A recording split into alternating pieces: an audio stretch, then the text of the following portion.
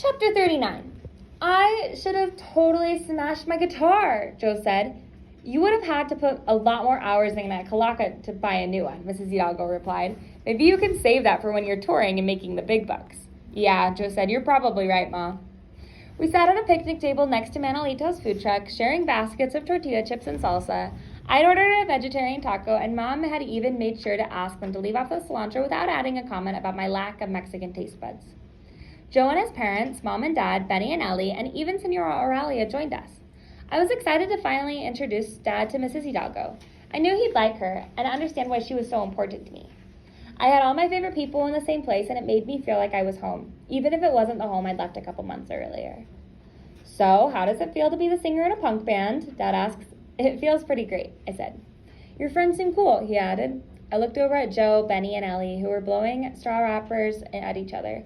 My friends. I might have actually found my Yellow Brick Road posse. Yeah, they are, I said. Are the Cocos going to be a punk ranchera band? Mrs. Hidalgo said. I like it. Nah, Joe said. Maybe we'll write our own songs, right? I nodded. If we were going to be a real band, we had to start writing our own music. Bueno, I liked the song, Senora Raleigh said. Maria Luisa eres la grande pequeña. Yes, she is, Mom said. Small in size, but big in voice. I felt myself blushing. Your hair looks great, by the way, Mrs. Hidalgo whispered. Thanks. My mom doesn't think so, I said. Lucky for her, I have to dye it back by Monday. Going from brown to green is a little extreme, she said. Might just take some getting used to. Yeah, maybe. I ran my hand through my hair. She seemed to enjoy your performance, Mrs. Hidalgo said with a smile. Yeah, I said, but what if she always thinks of me as her weirdo pie chart kid who doesn't meet any of her expectations?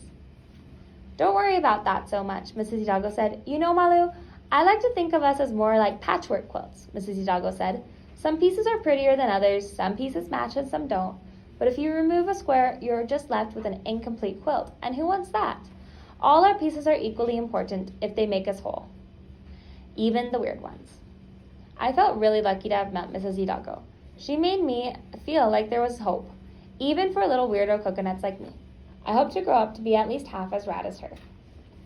After dinner, I holed up in my room to work on a zine before bed. Dad and I made plans to check out Lori's Planet of Sound and some other nearby record stores the next morning, so I knew I shouldn't stay up late.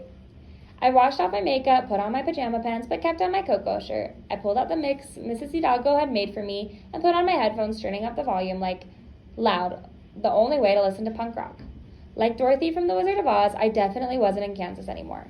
But Chicago had started to feel less and less like Oz, and I realized it was possible to make it feel more like home. As the music flowed through my headphones, I thought about what Mrs. Hidalgo had said at dinner. I knew I was part of Mom and part of Dad, but also part of the things that were neither of them. I was part of my own patchwork quilt. Even punk music felt more like a mismatched quilt than I had ever considered. Being punk meant a lot of different things, just like being Mexican meant many different things. Sometimes those things didn't seem to match, and that was okay, because I discovered that maybe the first rule of punk was to make your own rules.